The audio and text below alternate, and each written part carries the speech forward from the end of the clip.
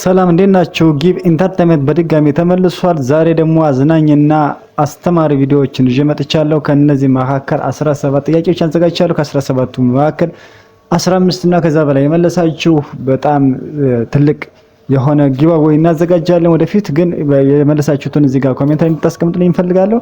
የመጀመሪያ ጥያቄያችን ምሳሌያዊ አነጋገር ነው። ሰው ከዘመዱ ዳሽ ይላል። ኤ ቅርብ ነው መንገዱ፣ ቢ አህያ ከሆዱ፣ ሲ ልብስ ይበደራል፣ ዲ አህያ ካመዱ። መልሱ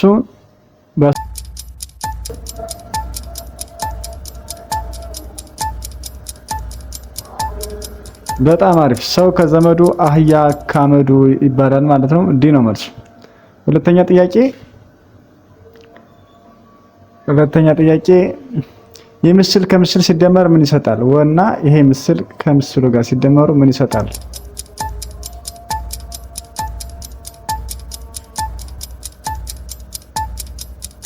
በጣም አሪፍ። ወሊድ ላላችሁ በትክክል መልሳችኋል ማለት ነው። ሶስተኛ ጥያቄ እዚህ ጋር የምታዩት ሴት በየትኛው ኤ ቢ ሲ ዲ አለ? ከነዚህ ታሉት አማራጮች መንገዶች ውስጥ የትኛውን መንገድ ብትጠቀም ልጅቱ ተጉዳት ትድናለች የሚለውን በደንብ በማየት መልሱ።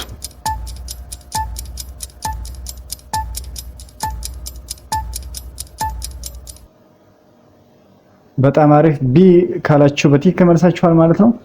የአራተኛ ጥያቄያችን ይህ ምሳሌያዊ አነጋገር ነው። ምሳሌ አነጋገሩ ተልባ ቢንጫጫ ዳሽ ይላል።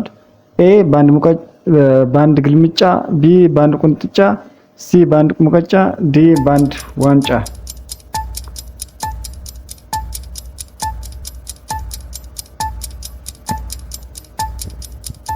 ሲ በአንድ ሙቀጫ ካላችሁ በትክክል መልሳችሁ። ተልባ ቢንጫጫ በአንድ ሙቀጫ ተብሎ ስለሚነገር ማለት ነው።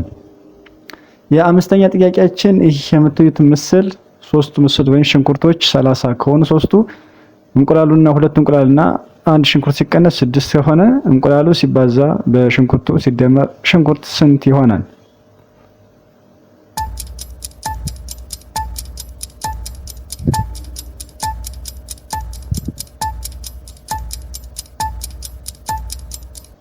በጣም አሪፍ።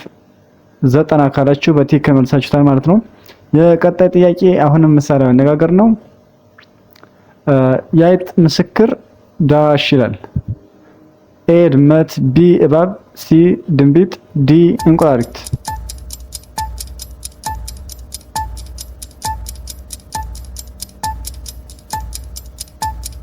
በጣም አሪፍ። ድንቢጥ ካላችሁ በትክክል መልሳችሁታል ማለት ነው። የሰባተኛ ጥያቄያችን ይህ ከምታዩት ምስል ሁለቱ ሲደማመሩ ምን አይነት ትርጉም ይሰጣል?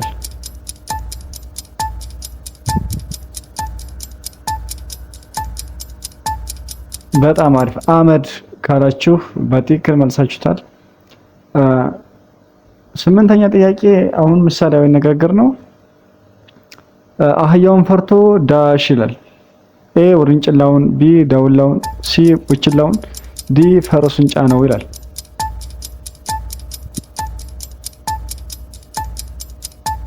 በጣም አሪፍ። አህያውን ፈርቶ ዳውላውን ይላል። ትክክለኛ መልሱ ማን ነው ማለት ነው? ቢ ነው።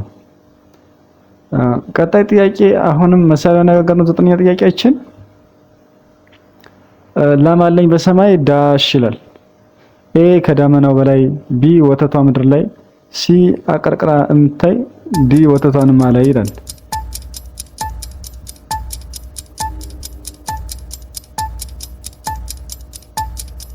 በጣም አሪፍ። ላም አለኝ በሰማይ ወተቷንማ ላይ ነው የሚባለው። መልሱ ዲ ነው።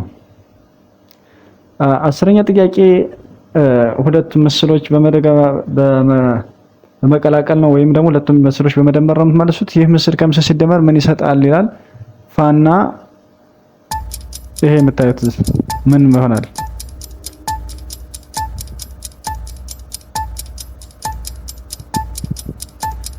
ፋዘር ካላችሁ በትክክል መልሳችሁታል ማለት ነው። ቀጣይ ጥያቄያችን 11ኛ ጥያቄ እዚህ ከምታዩት ምስል ውስጥ ስንት 7 ቁጥሮች ይታያቸዋል?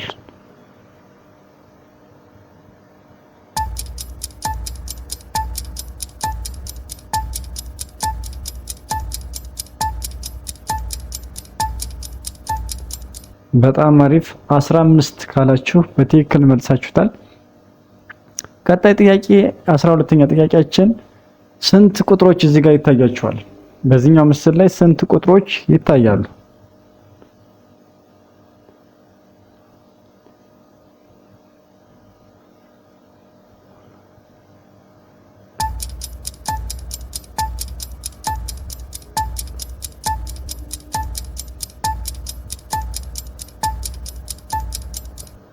በጣም አሪፍ 7 ቁጥሮች ይታዩናል ካላችሁ በትክክል መልሳችሁታል ማለት ነው።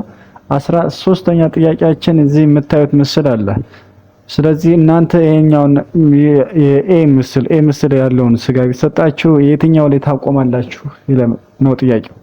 ቢ ላይ፣ ሲ ላይ ወይም ደግሞ በተዘረዘሩት ላይ። አብዛኛውን ጊዜ ያው ሰዎች እንዳጠቃቀሙ እንደራሳችሁ የተለያየ ነው ማለት ያላችሁ። አንዳንድ ሰዎች ዴት ላይ ምናምን ሲሆኑ ትንሽ ቢ ላይ ምናምን ያቆማሉ። አንዳንድ ጉልቤ ደግሞ ኤች ላይ የሚያቆም አለ። ስለዚህ እናንተ የትኛው ላይ ታቆማላችሁ? መልሳችሁን ኮሜንት ላይ አስቀምጡልኝ። በጣም አሪፍ። ያው የእናንተ መልስ ራሳችሁ የምታሳውቁ ስለሆነ እኔ መጨረሻው ላይ ነው የማቆመው። እሺ 14ኛ ጥያቄ አሁንም ምሳሌያዊ አነጋገር ነው። ምሳሌ አነጋገሩ ላም ባልዋለበት ዳሽ ይላል። ኤ አህያ ዋለበት፣ ቢ በሬ ምን ይሰራል፣ ሲ ኩበት ለቀማ ይላል፣ ዲ ፍየል አደረበት ይላል። መልሱ ምንድነው?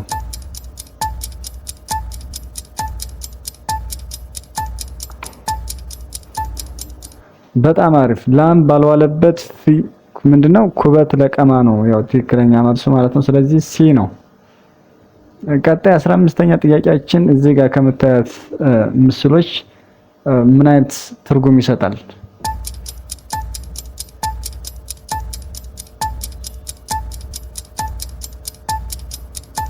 በጣም አሪፍ። ጋቢ ካላችሁ በትክክል መልሳችሁታል ማለት ነው። 16ኛ ጥያቄ ምሳሌያዊ አነጋገር ነው። ይሄ ምሳሌያዊ አነጋገር ምንድነው? ከማያውቁት መልአክ ዳሽ ይላል። ቀጣይ መሞላት ያለበት ምሳሌ አነጋገር ምንድነው? ኤ የሩቅ ወዳጅ ይሻላል፣ ቢ የሚያውቁት ሰው ይሻላል፣ ሲ የቅርብ ዘመድ ይሻላል፣ ዲ የሚያውቁት ሰይጣን ይሻላል ይሆናል። መልሱን አስቀምጦ ኮሜንት።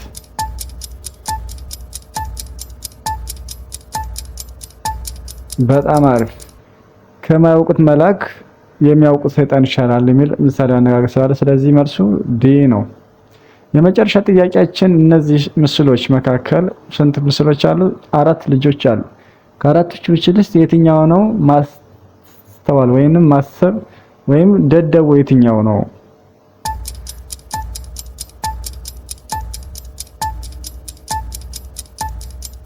በጣም አሪፍ። ከዚህ መካከል ደደቡ 4 ቁጥር ላይ ያለው ነው። ምክንያቱም ራሱን ነው ቆርጦ እየጣለ ያለ። ሌላው ግን 3ን ቁጥር በተመለከቱ እነዛን ለመጣል ነው የሚሞክር። 2 ቁጥር ምንድነው? 1 ቁጥር ለመጣል ነው የሚሞክር። 1 ቁጥር ደግሞ ዝም ብሎ የተቀመጠ ነው። ስለዚህ በጣም ደደቡ ማሰብ የማይችል ከዚህ መካከል ቁጥር 4 ነው። ስለዚህ ዛሬ መልሱ ስለዚህ 4ኛው ላይ ያለው ይሆናል ማለት ነው። ተመልካቾች እስካሁን ስለተከታተላችሁኝ በጣም አመሰግናለሁ። ሰብስክራይብ እና ላይክ የሚደረገው በሙሉ አድርጉልኝ። በሌላ ቪዲዮ ውስጥ የምንገናኝ። መልካም ጊዜ፣ መልካም ሰዓት ይሁንላችሁ። በያላችሁበት ይመቻችሁ። መልካም ጊዜ